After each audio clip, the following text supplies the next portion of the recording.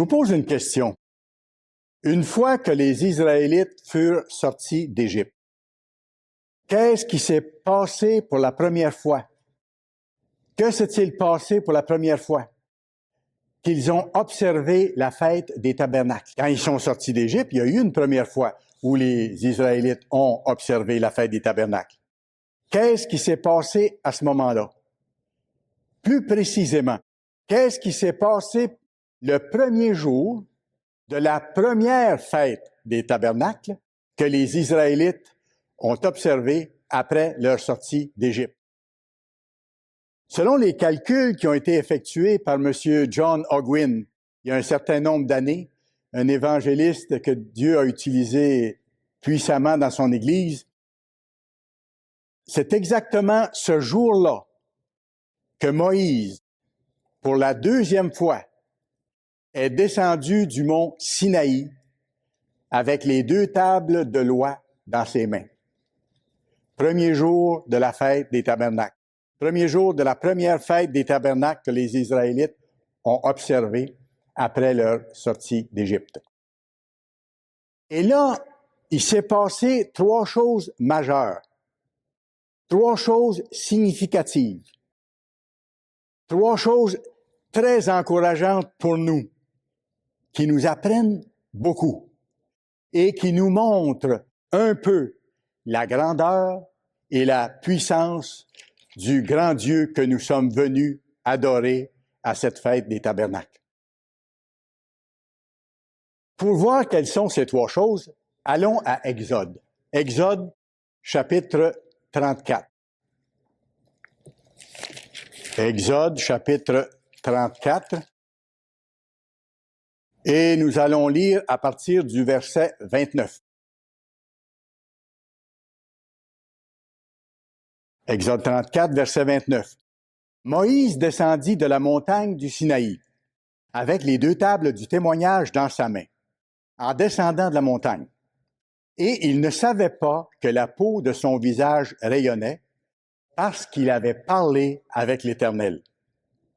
Aaron et tous les enfants d'Israël regardèrent Moïse, et voici, la peau de son visage rayonnait, et ils craignaient de s'approcher de lui. Moïse les appela. Aaron et tous les principaux de l'assemblée vinrent auprès de lui, et il leur parla. Après cela, tous les enfants d'Israël s'approchèrent, et il leur donna tous les ordres qu'il avait reçus de l'Éternel sur la montagne de Sinaï. Lorsque Moïse eut achevé de leur parler, il mit un voile sur son visage. Et ça, c'est un aspect important, on va en reparler. Il mit un voile sur son visage. Quand Moïse entrait devant l'Éternel pour lui parler, il ôtait le voile jusqu'à ce qu'il sorte. Et quand il sortait, il disait aux enfants d'Israël ce qui lui avait été ordonné. Les enfants d'Israël regardaient le visage de Moïse et voyaient que la peau de son visage rayonnait. Ça devait être extrêmement frappant de voir ce phénomène. Et Moïse remettait le voile sur son visage jusqu'à ce qu'il entre pour parler à l'Éternel. Bon, alors voici dans ce récit les 2 premières choses spéciales qui sont arrivées ce jour-là. Premièrement, le visage de Moïse rayonnait d'une lumière glorieuse. Ça, c'est la première chose. La deuxième chose, c'est que Moïse avait en main les tables de la loi que Dieu lui avait données, que Dieu avait écrit de son doigt.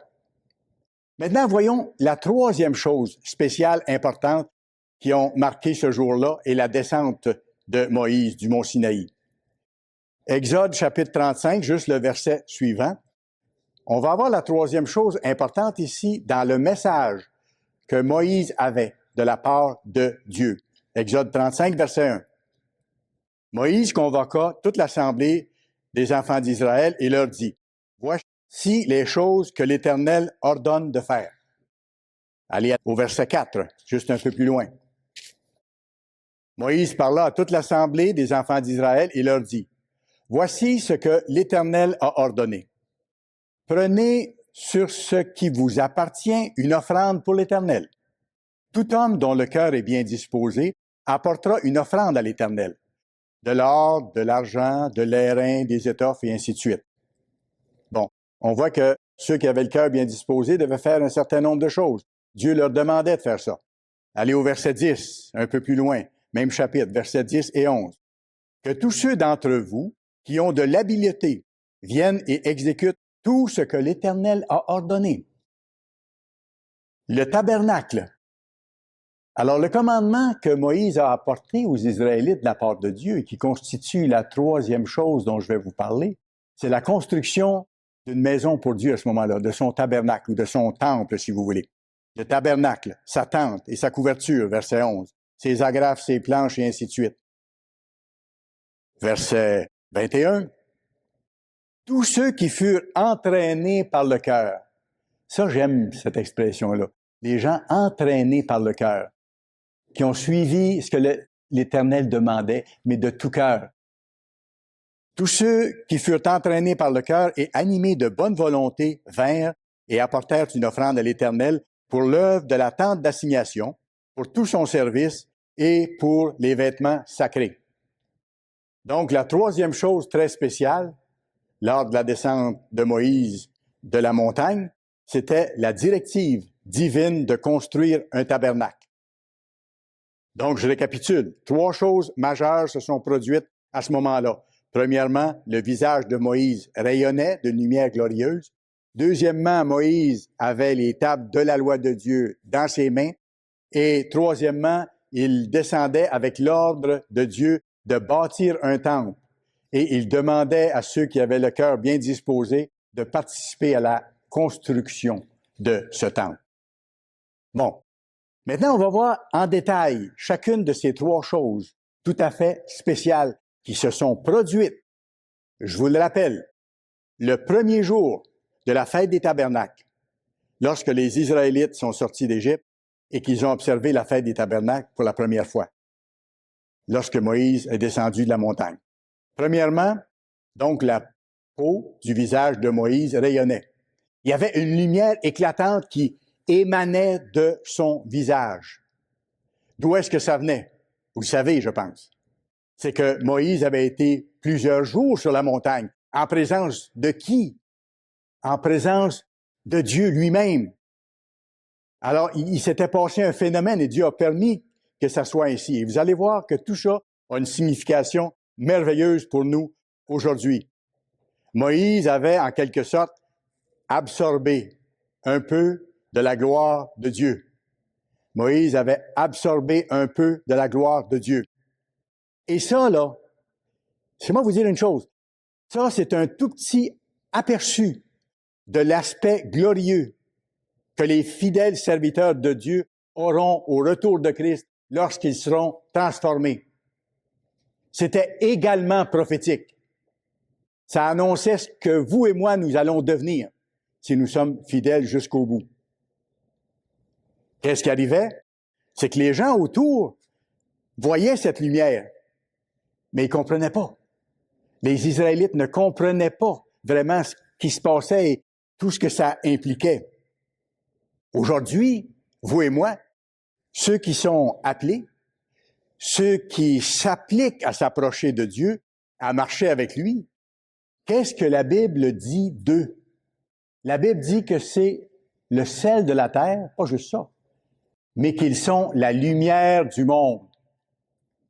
Ceux que Dieu appelle changent de façon de vivre et entrent dans une autre culture, la culture de Dieu. Et ça doit paraître autour. Pas physiquement. Il n'y a pas des rayons qui émanent de votre visage ou de mon visage, mais ça doit paraître spirituellement.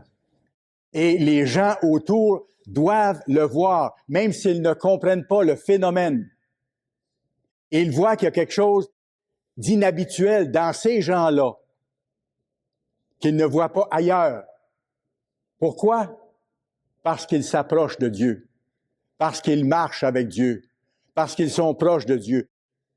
Et plus les appelés s'appliquent à être proches de Dieu, plus ça paraît qu'ils vivent selon d'autres lois et selon une autre culture. C'est formidable lorsqu'on voit la signification de ces choses-là. Les gens autour de nous doivent le voir, même s'ils ne comprennent pas pour l'instant que c'est par la présence du Christ en vous que ces choses-là se produisent, qu'ils voient quelque chose de bon, d'agréable, mais qu'ils ne peuvent pas comprendre ou définir. Allez à 2 Corinthiens, s'il vous plaît. 2 Corinthiens, chapitre 3. 2 Corinthiens, chapitre 3. Et on va voir le contexte ici à partir du verset 3. Paul dit ceci, « Vous êtes manifestement une lettre de Christ. » Et ça s'applique à vous, ça s'applique à moi qui avons été appelés maintenant. « Vous êtes manifestement une lettre de Christ, écrite par notre ministère. » Et c'est vrai que les ministres de Dieu doivent enseigner les gens mettent ces choses-là en pratique et ils deviennent un reflet du Christ, vous savez. Et ça devient une lettre de Christ écrite dans vos vies. Écrite par notre ministère, non avec de l'encre, mais avec l'Esprit de Dieu. Non sur des tables de pierre, mais sur des tables de chair, sur les cœurs. Bon, allons plus loin. Verset 6 et verset 7.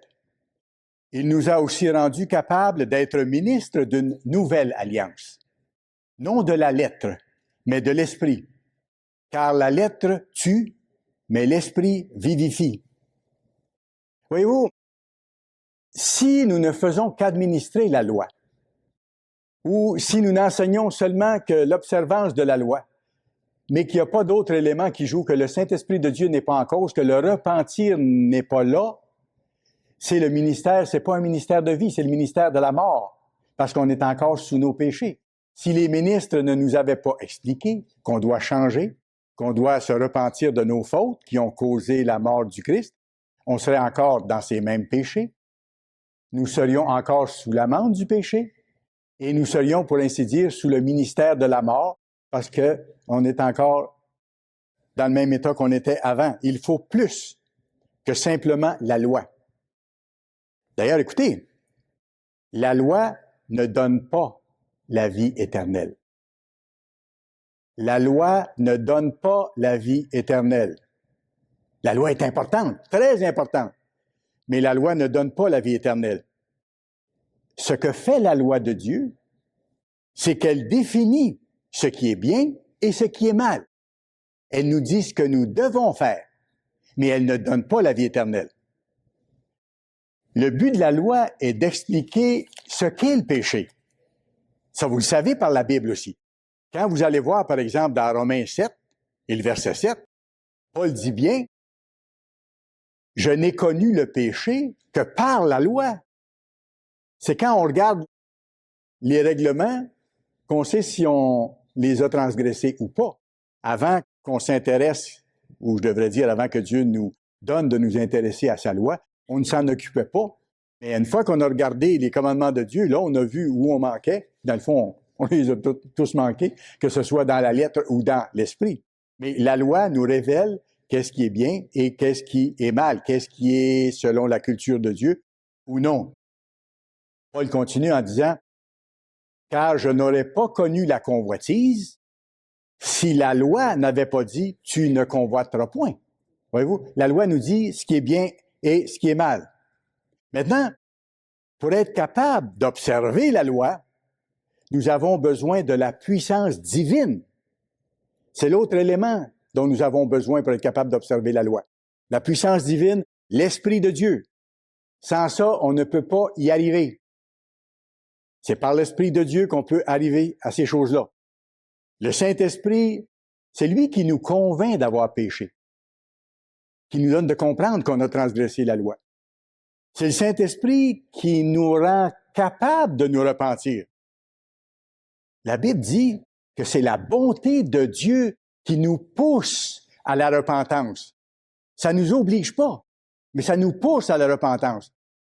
Et dans le libre choix qu'on a, là, on prend un chemin ou l'autre. Dieu dit, j'ai mis devant vous la voie de la vie, la voie de la mort, choisissez la vie, et ainsi de suite. Mais le Saint-Esprit, lui, la bonté de Dieu, par le Saint-Esprit, nous rend capables de nous repentir. C'est pour ça qu'il faut le demander chaque jour. Et je vous dirais, à la fête des tabernacles, demandez-le encore plus. Et je suis certain que quand Dieu voit que ses enfants sont ensemble et qu'ils veulent lui plaire, Dieu répond encore davantage. Le Saint-Esprit répand dans nos cœurs l'amour de Dieu. Le Saint-Esprit nous communique la nature de Dieu. Plus on a de son Saint-Esprit, plus on devient comme lui. On est en marche vers devenir totalement spirituel un jour. Et le Saint-Esprit nous donne la vie. C'est une semence de vie éternelle. Voyez-vous, la vie éternelle ne vient pas de la loi, elle vient du Saint-Esprit de Dieu, la semence de Dieu. Par contre, il nous faut obéir aux lois de Dieu. Ça, c'est l'autre partie. Et le Saint-Esprit, c'est la puissance par laquelle Dieu nous change. Plus on est disposé à changer, plus il va nous changer. Soyez pas inquiets. Parce que ça, il veut nous changer. Et il ne veut pas qu'on souffre en cours de route. Parfois, on souffre parce qu'on attire sur nous-mêmes les problèmes. On attire sur nous-mêmes les difficultés. Mais il veut qu'à travers ça, on apprenne à changer. Et à la fin, si on est fidèle jusqu'au bout, à cause du dépôt de la vie éternelle qu'il a mis en nous, sa puissance, son Saint-Esprit, à ce moment-là, il nous transformera en êtres totalement spirituels, totalement esprit. Filles et fils de Dieu, membres à part entière de la famille royale divine. Mais je reviens à ça. Ça élimine pas la loi. Autrement dit, Dieu ne nous sauve pas de la pénalité de nos péchés. Dieu ne nous sauve pas de la pénalité de nos péchés pour que nous continuions à pécher. Mais il veut qu'on arrête. Nos péchés ont causé la mort du Christ. Alors ça, il faut le réaliser. Il faut avoir à cœur de changer complètement. Adorer Dieu, remercier le Christ d'avoir donné sa vie pour nous et le supplier de vivre en nous intensément pour lui, le chef de l'armée de l'Éternel, nous donner de vaincre chacune de nos faiblesses. C'est ça, croître dans la grâce. C'est ça, croître dans la grâce. C'est pour ça que Paul dit dans Romains 6, versets 1 et 2, on peut s'y reporter, Romains chapitre 6, versets 1 et 2. Que dirons-nous donc? Demeurerions-nous dans le péché afin que la grâce abonde? Autrement dit, est-ce qu'on pécherait davantage pour que Dieu nous pardonne davantage, étant donné qu'il pardonne? Ce n'est pas comme ça que ça marche. C'est pour ça que Paul mentionne ça ici. Demeurerions-nous dans le péché afin que la grâce abonde? Loin de là. Bien au contraire, nous qui sommes morts au péché, comment vivrions-nous encore dans le péché? C'est clair. Alors, il nous faut fuir nos anciennes voies. Et ça, c'est un combat qu'on va mener jusqu'au retour de Christ, parce qu'on sera rendu parfait seulement le jour où Christ va revenir. C'est pour ça qu'il ne faut pas se décourager, il faut demander l'aide de Dieu pour changer continuellement. Si on revient à nos ancêtres, les Israélites, là, Dieu ne les a pas libérés de l'esclavage en Égypte pour qu'ils retournent ensuite dans l'esclavage de l'Égypte. Il les a libérés pour ne pas qu'ils retournent dans l'esclavage. C'est la même chose en ce qui nous concerne. Et nous, on doit abandonner nos mauvaises voies, qui est l'Égypte spirituelle dans ce sens-là. Alors, je reviens à ça. Moïse a amené la loi écrite sur des tables de pierre. Plus tard, qu'est-ce qui est arrivé? Le Christ est venu, il a apporté la possibilité du don du Saint-Esprit. Et il nous a ainsi rendus capables d'accomplir la loi et d'avoir la vie éternelle en ayant un dépôt de la vie éternelle de Dieu en nous. C'est ce que le Christ a fait par la suite. Moïse avait amené les lois sur les tables de pierre. Maintenant, le Christ est venu. Il a donné sa vie. Il a rendu possible le fait que nous nous repentions, que nous soyons pardonnés de nos fautes, que nous recevions le Saint-Esprit et que nous soyons capables de voir la loi de Dieu écrite dans nos cœurs et non pas sur des tables de pierre. Même que le Christ est allé plus loin parce qu'il a dit « Je suis venu non pas pour abolir la loi, mais pour l'accomplir. » C'est-à-dire, je viens vous en montrer la dimension beaucoup plus grande.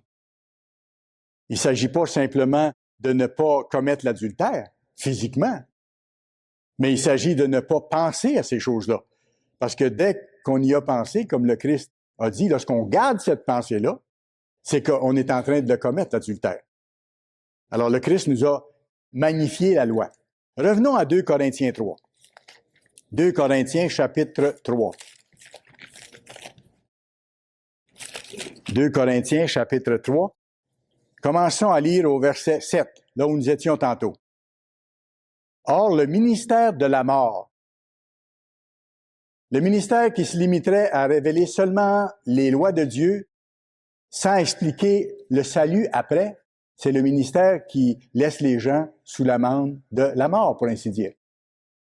Or, le ministère de la mort, gravé avec des lettres sur des pierres, a été glorieux au point que les fils d'Israël ne pouvaient fixer les regards sur le visage de Moïse à cause de la gloire de son visage, bien que cette gloire ait été passagère. Voyez-vous? Verset 8. Combien le ministère de l'Esprit maintenant? Alors qu'on peut expliquer le salut, alors que les gens ont accès au trône de miséricorde de Dieu, à être baptisés, recevoir le Saint-Esprit et vivre selon ses voies. Ça, c'est le ministère de l'Esprit. Combien le ministère de l'Esprit sera-t-il plus glorieux? Si le ministère de la condamnation a été glorieux, parce que quand Moïse est descendu avec les tables de la loi, c'était le ministère de la condamnation. C'était pas encore possible d'être pardonné. Le Christ n'était pas mort encore. Les gens restaient sous la condamnation de leurs péchés. Alors c'est pour ça qu'il dit, si le ministère de la condamnation a été si glorieux, parce que même Moïse, à ce moment-là, est revenu avec le visage éclatant, le ministère de la justice est de beaucoup supérieur en gloire. De beaucoup supérieur en gloire. Et la gloire qui nous attend est beaucoup plus grande que la gloire que Moïse démontrait à ce moment-là. C'est à un autre échelon, c'est à un autre niveau. Ministère de la justice, ministère du Saint-Esprit, par lequel nous devenons participants de la nature divine, ce qui n'était pas le cas à l'époque, sous l'Ancienne Alliance. Allez au verset 11 du même chapitre. Verset 11. En effet, si ce qui était passager a été glorieux, et c'est vrai, Moïse, son visage a émané de la lumière pendant un certain temps, puis après, ça l'a cessé. C'était temporaire. Alors, qu'est-ce qu'il dit ici? En effet, si ce qui était passager a été glorieux, parce que c'était frappant de voir ça, ce qui est permanent est encore beaucoup plus glorieux. Ce qui est permanent n'est pas encore là totalement, mais c'est en construction.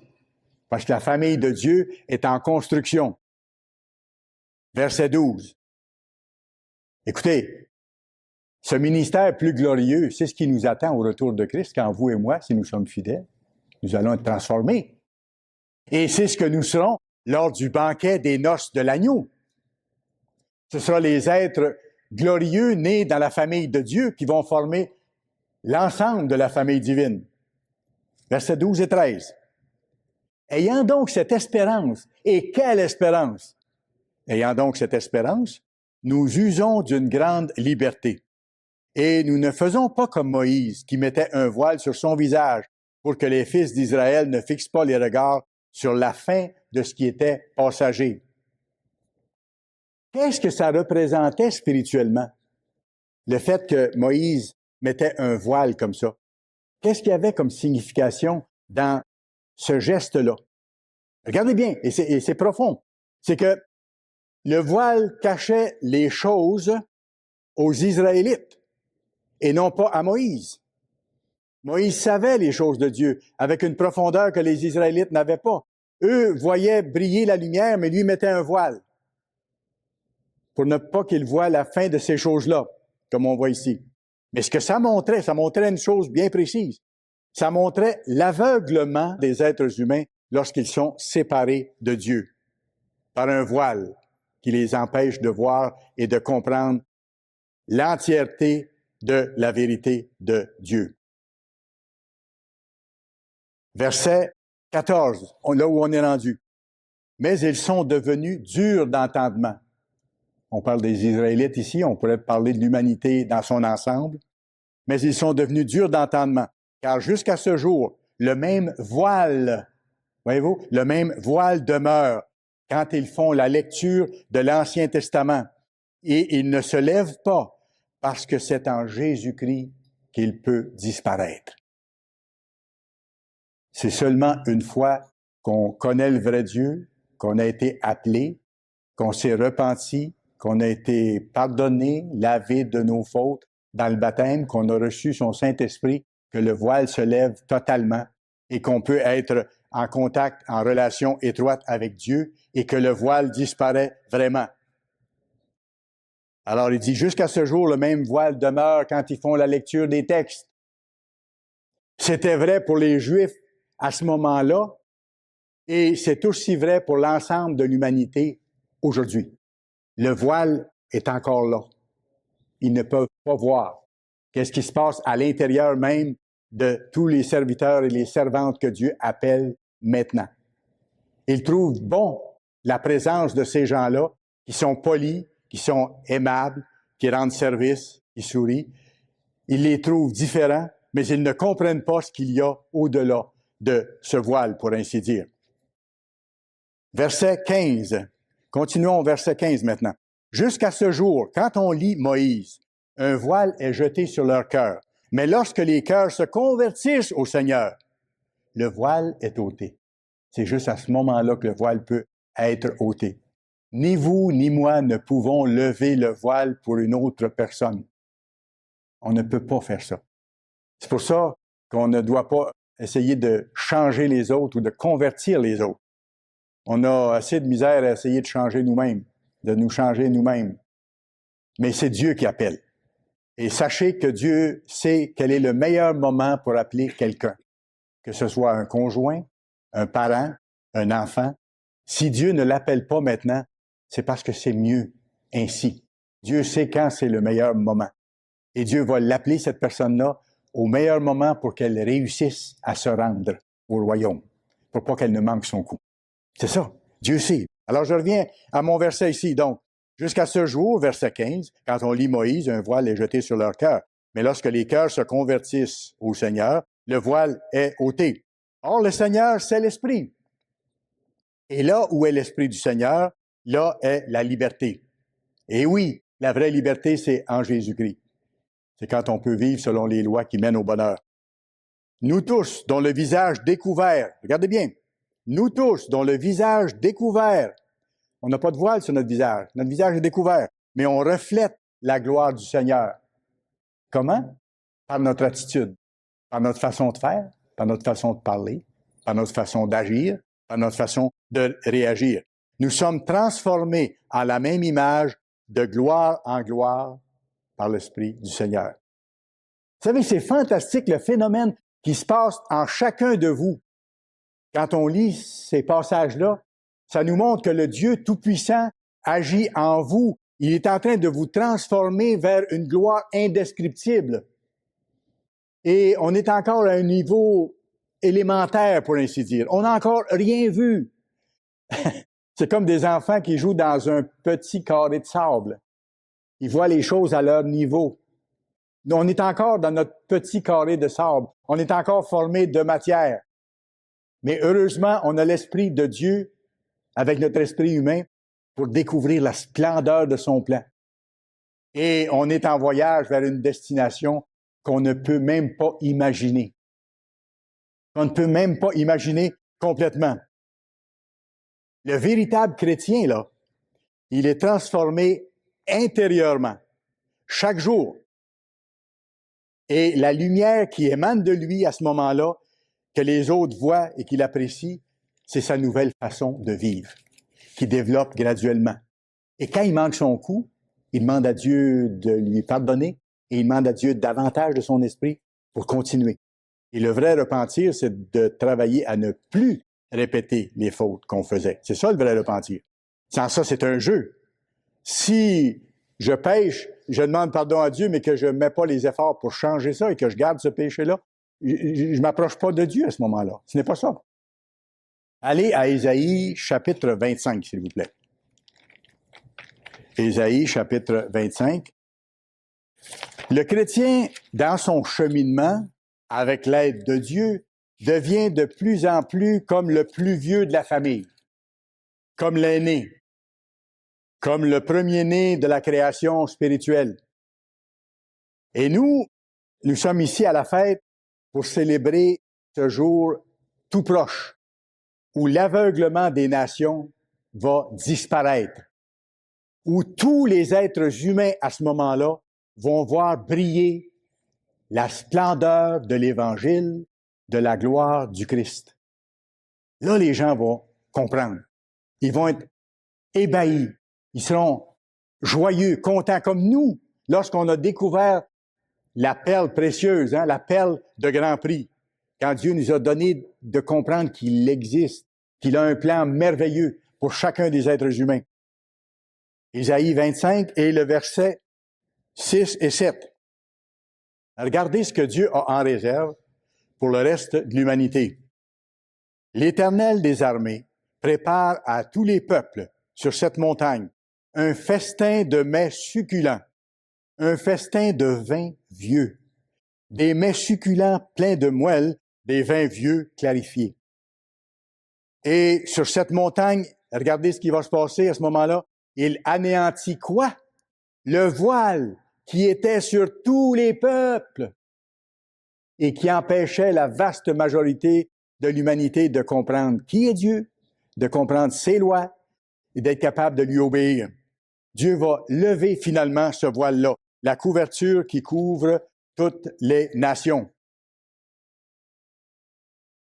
Allez à Matthieu chapitre 16. Matthieu chapitre 16. Après le retour de Christ, ce voile-là va être levé et là, Dieu va appeler tous les êtres humains qui seront encore vivants à ce moment-là. Et on peut voir la réaction des êtres humains, on verra plus tard, mais vous savez, il y a 3 des disciples du Christ qui ont vu dans le Christ, lors d'une vision, un peu de l'aspect glorieux qu'auront les enfants de Dieu au moment de leur résurrection. Quand le Christ a été transfiguré devant eux, c'était une vision, là. C'était pas une réalité. La Bible dit bien que c'était une vision. Dieu leur a donné cette vision-là. C'est pour ça que je vous dis qu'ils ont vu un peu de l'aspect glorieux que les enfants de Dieu auront lors de la résurrection. Matthieu 16 et le verset 27 et 28. Car le Fils de l'homme doit venir dans la gloire de son Père avec ses anges, et alors il rendra à chacun selon ses œuvres. Je vous le dis en vérité, quelques-uns de ceux qui sont ici ne mourront point, qu'ils n'aient vu le Fils de l'homme venir dans son règne. Alors, il parlait à ses disciples, il en a amené 3 avec lui. Il dit, il y en a quelques-uns d'entre vous, là, avant de mourir, qui allaient voir le Christ venir dans son règne, mais dans une vision. Il leur a donné une bénédiction extraordinaire. Verset 1 du chapitre 17, juste après. 6 jours après que le Christ a eu dit ça, Jésus prit avec lui Pierre, Jacques et Jean, son frère. Et il les conduisit à l'écart sur une haute montagne. Et il fut transfiguré devant eux. Et on voit au verset 9 qu'il s'agissait d'une vision. Il leur dit bien, parlez pas de cette vision tant que telle chose ne sera pas arrivée. C'était une vision, là. Alors, je continue ma lecture ici. Il fut transfiguré devant eux, verset 2. Son visage resplendit comme le soleil. Vous vous rappelez comment Moïse était lorsqu'il a descendu de la montagne, qui avait été longtemps, plusieurs jours, avec Dieu lui-même en face, et ses vêtements devinrent blancs comme la lumière. Et voici, Moïse et Élie leur apparurent, s'entretenant avec lui. C'est une vision parce que Moïse et Élie, bien sûr, étaient encore morts. Ils seront ramenés à la vie juste au retour de Jésus-Christ aussi. C'était une vision. Alors, et Moïse et Élie leur apparurent et s'entretinrent avec lui. Et regardez le verset 4. Notre ami Pierre, qui est impétueux, qui est toujours hâte que ça marche, qui est toujours prêt à foncer dans le tas, Pierre, prenant la parole, dit à Jésus, « Seigneur, il est bon que nous soyons ici. Et écoute là, si tu le veux, je vais dresser 3 tentes. Une pour toi, une pour Moïse, et une pour Élie. » On a réglé la question. C'est tellement bon d'être ici, on s'installe, on en profite. Remarquez bien ce qu'il a dit. Il a dit, si tu veux, je vais bâtir 3 tentes. Je vais bâtir 3 tabernacles. OK? Et c'est pas impossible. J'affirme pas, mais ce n'est pas impossible que ce soit arrivé au moment de la fête des tabernacles. Qu'il y a un lien entre ces choses-là. J'ai pas creusé davantage, mais c'est pas impossible que ce soit au temps de la fête des tabernacles que ces choses-là se soient produites. Parce qu'écoutez, on est appelé à quoi? Allez à 1 Pierre 5. Le Christ venait de leur montrer dans une vision sa gloire. Et ça leur donnait un avant-goût de ce qu'eux allaient devenir dans la résurrection. Et ça s'applique à nous aussi. 1 Pierre, chapitre 5. 1 Pierre, chapitre 5. Dieu nous réserve un avenir glorieux. 1 Pierre, chapitre 5 et le verset 1. Voici les exhortations que j'adresse aux anciens qui sont parmi vous, moi, anciens comme eux, témoins des souffrances de Christ et participants de la gloire. Regardez bien là. Participants de la gloire qui doit être manifestée. Pierre réalisait qu'il participait déjà à cette gloire-là parce que le Christ était là, en lui. Participant de la gloire manifestée. Regardez maintenant au verset 10, un peu plus loin, même chapitre. Il continue en disant ceci. Le Dieu de toute grâce, et oui, toute chose nous vient de Dieu. Le Dieu de toute grâce qui vous a appelés en Jésus-Christ. À quoi il nous a appelés? À sa gloire éternelle. Pas passagère, là. Éternelle. Après que vous aurez souffert un peu de temps, vous perfectionnera lui-même, vous affermira, vous fortifiera, vous rendra inébranlable. Il va nous rendre parfaits le jour où il va revenir. D'ici ce temps-là, vous et moi, on aura encore des combats à mener chaque jour. Il ne faudra pas se décourager. Demandez l'aide de Dieu, mais continuez les combats. Et si on maintient la persévérance jusqu'au retour de Christ, lui va nous rendre parfaits et inébranlables le jour où il va nous donner une gloire éternelle. C'est ça. Co-héritier aussi de Christ, en parlant de la gloire éternelle également. Non seulement de l'univers entier, mais de la gloire éternelle. C'est pour ça qu'il est écrit dans Hébreux 2, verset 10, Dieu veut conduire plusieurs fils à la gloire. Dieu veut conduire plusieurs fils à la gloire. Philippiens 3. C'est vraiment fascinant quand on regarde les choses sous cet angle. Philippiens, chapitre 3, versets 20 et 21.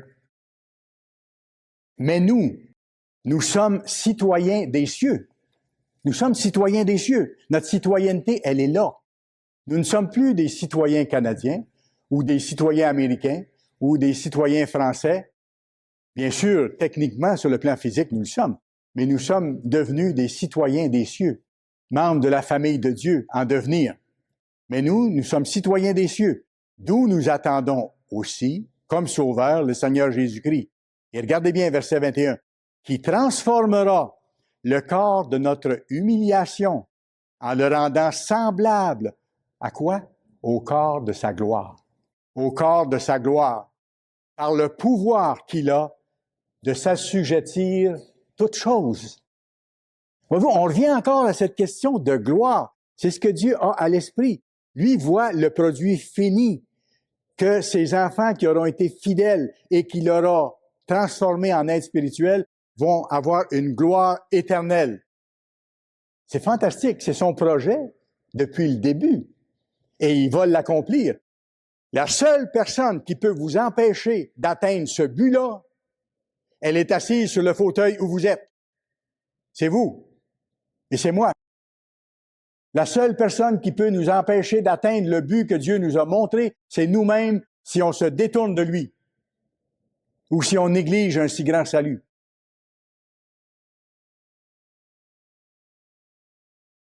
Vous pourrez aller voir, c'est fantastique, vous irez voir dans 1 Jean 3, verset 2.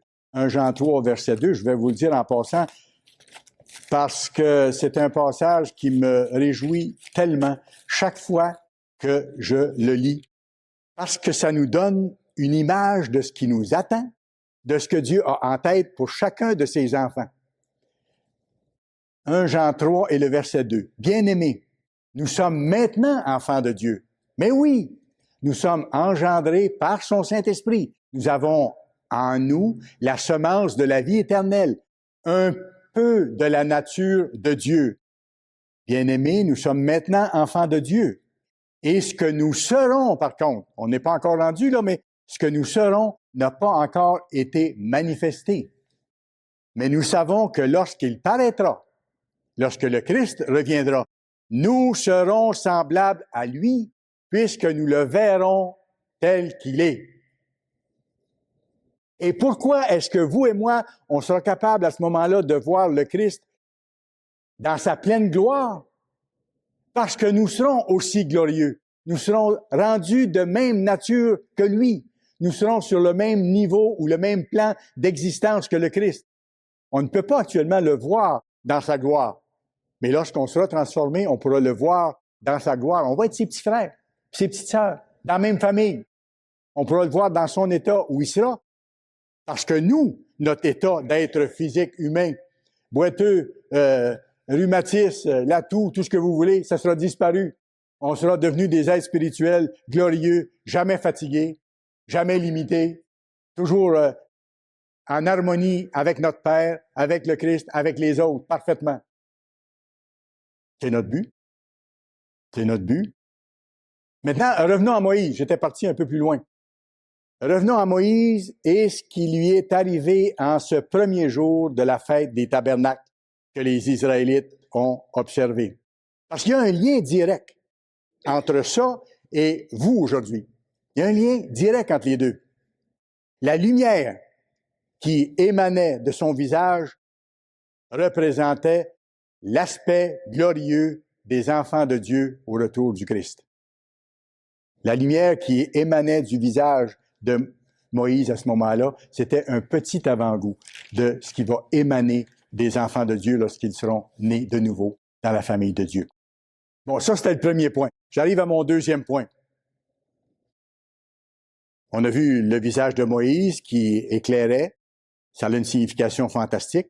Maintenant, on sait que, et c'est mon deuxième point, Moïse avait dans ses mains les 2 tables de la loi. Allez à Deutéronome. Le livre de Deutéronome, chapitre 5. Deutéronome, chapitre 5. On va lire le verset 1 et 2.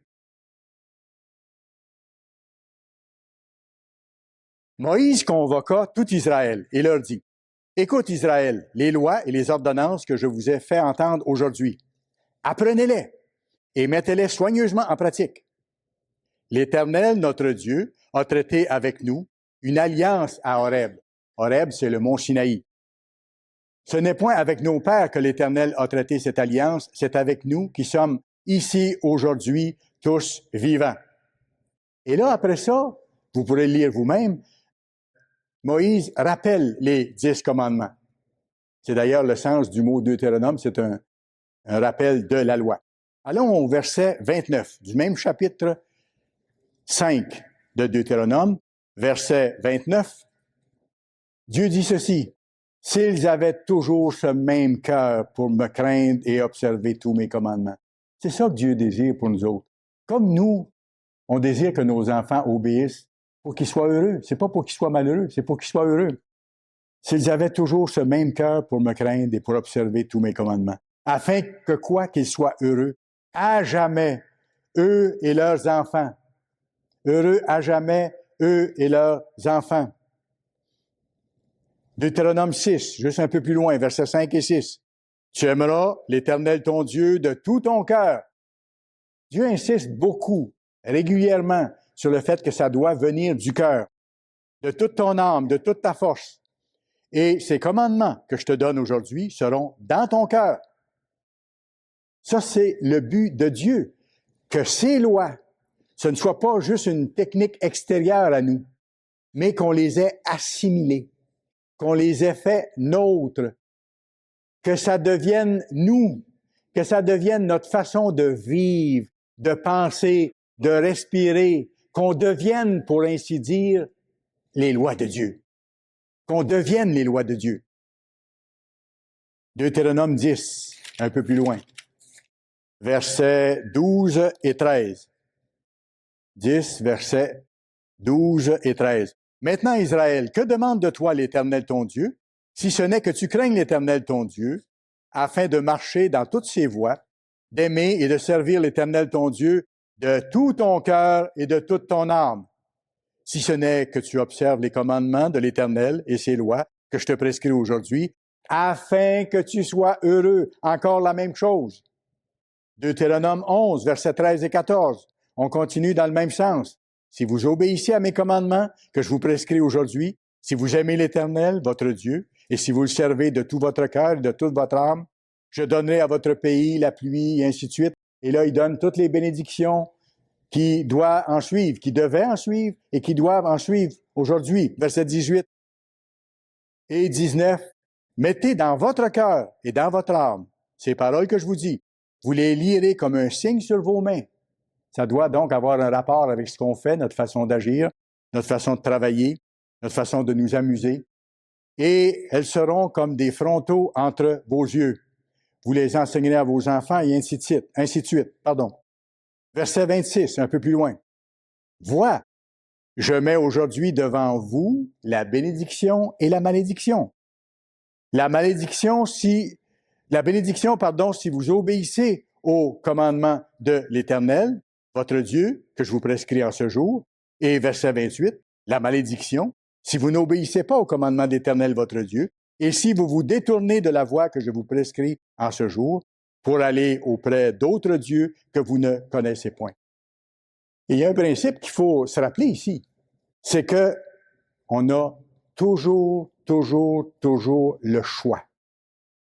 On a toujours le choix. Jusqu'à la journée du retour de Christ. Ça, il faut en être conscient puis rester sur le bon côté, rester proche de Dieu le plus possible. De faire attention aux influences qu'il y a autour, faire attention au découragement. Lorsqu'on est porté, ça nous arrive d'avoir des creux de vague. Tout de suite, téléphoner en haut pour demander l'aide, demander à Dieu de changer nos idées ou nos émotions ou nos sentiments. Et Dieu répond. Dieu est un bon papa qui sait nos besoins. Et quand on le supplie dans des circonstances difficiles, il répond. Mais il veut qu'on lui fasse confiance dans les grandes choses et dans les petites choses aussi. Et plus on apprend à lui faire confiance dans les petites choses, plus on est capable ensuite de lui demander dans les grandes choses. Et plus on l'a vu agir, plus on sait qu'il nous répond. Et ça, c'est encourageant. Vous savez, dans le merveilleux monde de demain, ce sera différent de ce qu'on voit aujourd'hui dans le monde. Les gens vont vouloir vivre selon les lois de Dieu. Et ils vont se voir offrir le Saint-Esprit pour être à leur tour heureux aussi, pour avoir les balises des lois de Dieu, pour vivre en paix et vivre joyeusement. Ils vont le désirer, ce qui n'est pas le cas aujourd'hui. Dieu va disposer leur cœur. Ils vont observer les lois divines dans la lettre et dans l'esprit, dans les deux dimensions. Parce que c'est pas suffisant d'observer la lettre de la loi. C'est pas suffisant d'observer la lettre de la loi, même à l'excès. Vous vous rappelez comment les Juifs en ajoutaient puis en ajoutaient aux lois de Dieu pour être meilleurs selon eux? Le Christ leur a reproché d'être des hypocrites. Il dit, votre cœur n'est pas avec moi. Vous faites un paquet de lois et vous ne suivez pas vraiment mes lois de cœur. C'est pas suffisant d'observer les lettres de la loi, la lettre de la loi, même à l'excès, comme les pharisiens le faisaient. Ils avaient une forme extérieure d'obéissance. Il y avait une forme extérieure, toute une série de rituels comme ça. Mais ils n'avaient pas le cœur circoncis. Le cœur n'était pas changé. C'est là que ça se joue. C'est là que ça s'est joué pour vous et pour moi et que ça doit se continuer jusqu'au retour de Christ. Et c'est dans le cœur des êtres humains que ça va se jouer une fois que le Christ va être revenu. Les pharisiens, à ce moment-là, étaient encore sous le ministère de la mort. Ils connaissaient les lois, mais ils étaient encore sous l'amende du péché. Ils n'avaient pas accès au trône de Dieu et à son Saint-Esprit. Dans le monde à venir, le Tout-Puissant va lever le voile, on l'a vu, qui empêche les nations de comprendre. Ça va être levé, ce voile-là. Il va donner son Saint-Esprit à ceux qui voudront lui obéir. Les gens auront encore le choix. Je ne pense pas qu'il y en ait de grand nombre qui rejettent le Christ à ce moment-là. Satan ne sera plus là, ça sera plus facile que pour nous. Mais le choix reste toujours possible. Dieu ne veut pas avoir des robots dans son royaume. Dieu donne la liberté de choix, jusqu'au bout. Mais lorsqu'on choisit et qu'on le supplie de nous aider, il nous donne de lui obéir, puis il va nous rendre capables d'aller jusqu'au bout. Il va donner son Saint-Esprit à ceux qui vont vouloir lui obéir, et à ce moment-là, il va écrire ses lois dans leur cœur, non pas sur la pierre. Et il y a de grandes bénédictions qui vont en découler. Ésaïe, chapitre 2. Ésaïe, chapitre 2, il y aura des bénédictions merveilleuses. Ésaïe, chapitre 2, versets 2 à 4. Il arrivera, dans la suite des temps, on parle du moment du retour de Christ et après, que la montagne de la maison de l'Éternel sera fondée sur le sommet des montagnes, qu'elle s'élèvera par-dessus les collines, elle sera au-dessus de tous les gouvernements, et que toutes les nations y afflueront. Donc les nations vont se tourner vers le gouvernement de Dieu. Des peuples s'y rendront en foule et diront, « Venez, montons à la montagne de l'Éternel, à la maison du Dieu de Jacob, afin qu'il nous enseigne ses voies et que nous marchions dans ses sentiers. » Voyez-vous, ils vont vouloir le faire. Et laissez-moi vous dire, comme Dr. Meredith explique de plus en plus clairement, ici on parle des survivants de la Troisième Guerre mondiale, des survivants de la grande détresse qui s'en vient. Ceux qui auront connu les camps de concentration, qui vont revenir en pleurant, handicapés de toutes sortes de façons, vont vouloir tellement rejeter les voies qu'ils ont suivies jusqu'alors qu'ils vont dire, montrez-nous comment être heureux. On ne le savait pas. On a gaspillé nos vies. Et ils vont vouloir apprendre les voies de Dieu. Et on leur enseignera avec bonheur. Ésaïe 11, un peu plus loin. Ésaïe 11. Dieu va permettre la grande détresse, non pas parce qu'il déteste les êtres humains, mais parce qu'il les aime. Et parce qu'il sait très bien qu'il faut absolument qu'il passe par ça pour être capable de plier l'échine et de dire, Dieu, nous, on ne peut pas vivre heureux. Montre-nous la seule voie par laquelle on peut être heureux. Ésaïe 11 et le verset 9. Il ne se fera ni tort ni dommage sur toute ma montagne sainte. Après que le Christ sera revenu, qu'on aura enseigné les lois, graduellement les choses vont se calmer. Le roi de justice sera là. Il faut que la justice soit d'abord établie sur la terre. Après viendra la paix. Car toute la terre sera remplie de la connaissance de l'Éternel comme le fond de la mer par les eaux qui le couvrent. Jérémie 31. Jérémie, chapitre 31. Et nous allons lire à partir du verset 31. Ici, Dieu annonce la nouvelle alliance. « Voici, les jours viennent, dit l'Éternel. » Jérémie 31, 31. « Où je ferai avec la maison d'Israël et la maison de Juda une nouvelle alliance. Non comme celle que je traitais avec leur père, le jour où je les saisis par la main pour les faire sortir du pays d'Égypte, alliance qu'ils ont violée. Quoique je sois leur maître, dit l'Éternel. Mais voici l'alliance que je ferai avec la maison d'Israël après ces jours-là, dit l'Éternel. Je mettrai ma loi au-dedans d'eux. Il n'y aura pas personne qui va descendre d'une montagne avec les lois écrites sur les tables de pierre. Dieu dit, je vais mettre ma loi au-dedans d'eux. Je l'écrirai dans leur cœur, je serai leur Dieu et ils seront mon peuple. Et les gens qui formeront le peuple de Dieu seront heureux, contents d'en faire partie, seront puissamment reconnaissants à Dieu de les avoir amenés, de les avoir pardonnés. Et vous savez une chose?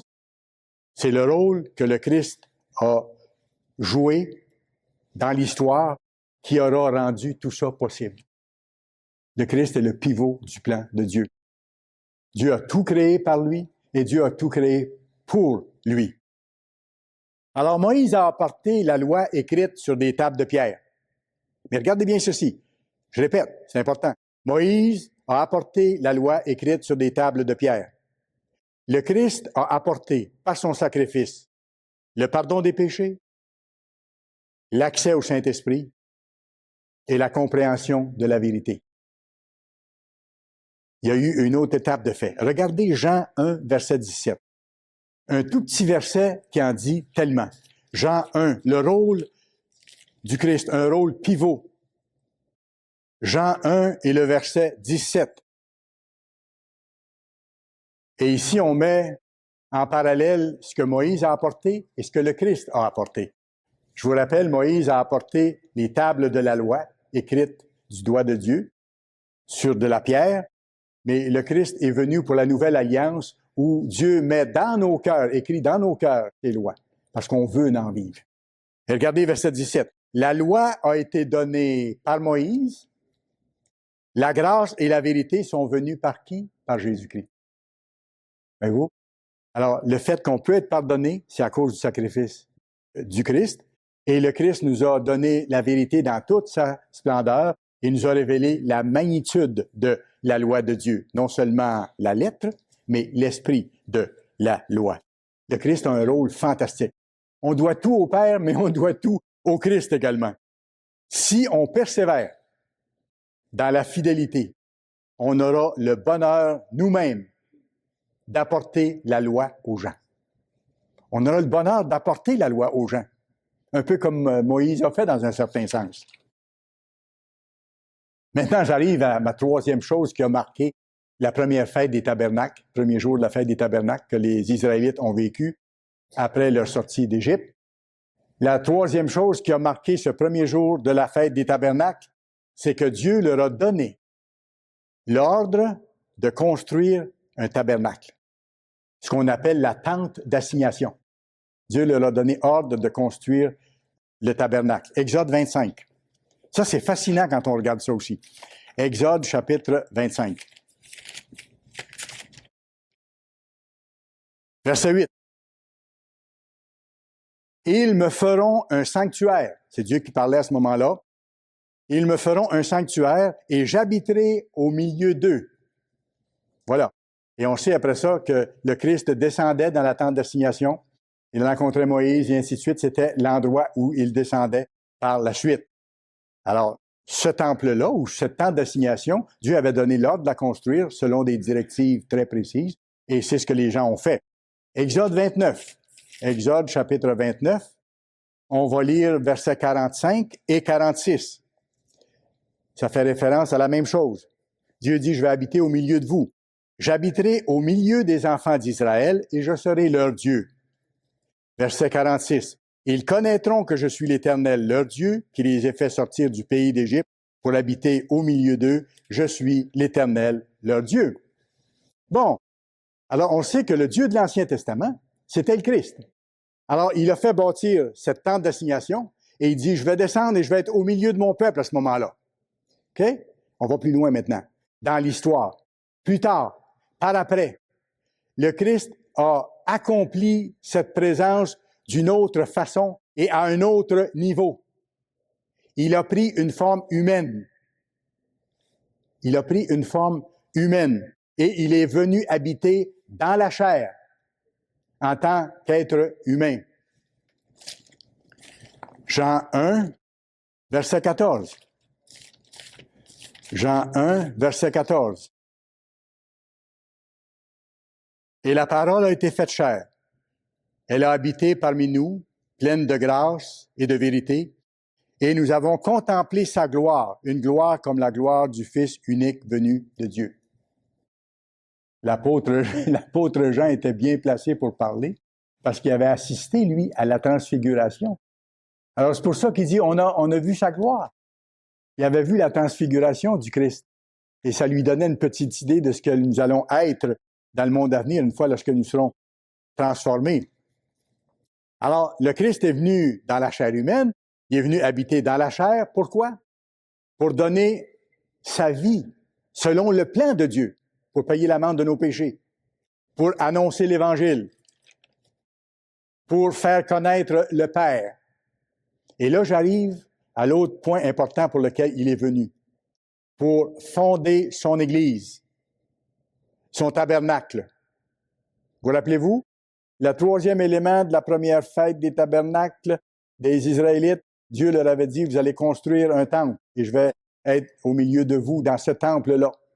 Là, le Christ vient dans la chair humaine et il fonde l'Église, son temple. On appelle l'Église son temple, c'est vous et moi, ceux qui forment l'Église. Et le Christ habite en nous et il habite au milieu de nous. Mais c'est à un autre niveau que dans l'attente d'assignation physique. Voyez-vous, nous sommes déjà rendus dans une autre dimension, le temple spirituel auquel le Christ reviendra bientôt. C'est bien écrit que le Christ revient dans son temple. Vous pourrez aller voir dans Malachie, chapitre 3, verset 1. Malachie, chapitre 3, verset 1.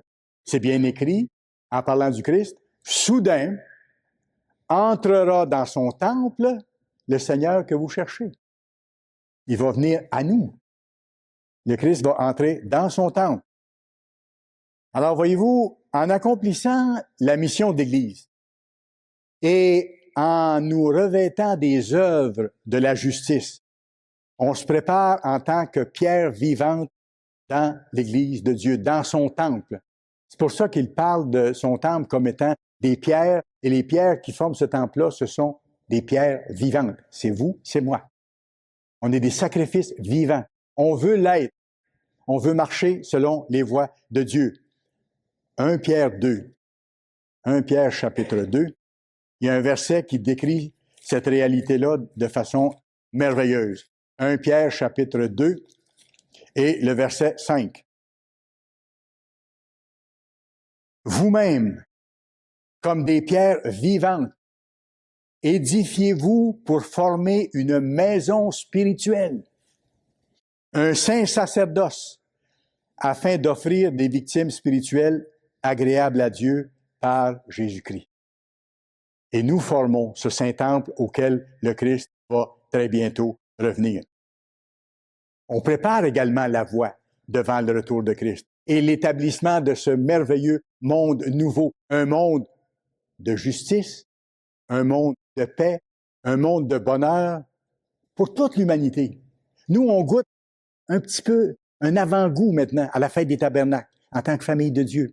Les choses qui vont venir, mais pour toute l'humanité. Dans le fond, on n'est pas là pour nous-mêmes si on y pense comme il faut. On est là pour préparer la voie devant le retour de Christ et on est là pour les autres que Dieu va appeler plus tard, soit d'ici le retour de Christ ou soit après le retour de Christ.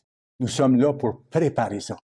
En même temps, c'est sûr, Dieu assure notre salut si nous sommes fidèles dans ça. Ésaïe 32, Ésaïe chapitre 32, verset 1. Ésaïe 32 et le verset 1. Alors, le roi régnera selon la justice. Et ça, c'est le Christ.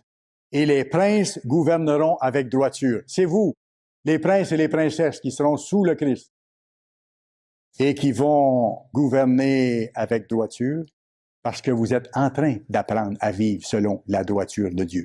C'est ça. C'est ça que ça veut dire. Verset 15, même chapitre 32, Ésaïe, verset 15. Jusqu'à ce que l'Esprit soit répandu d'en haut sur nous et que le désert se change en verger et que le verger soit considéré comme une forêt.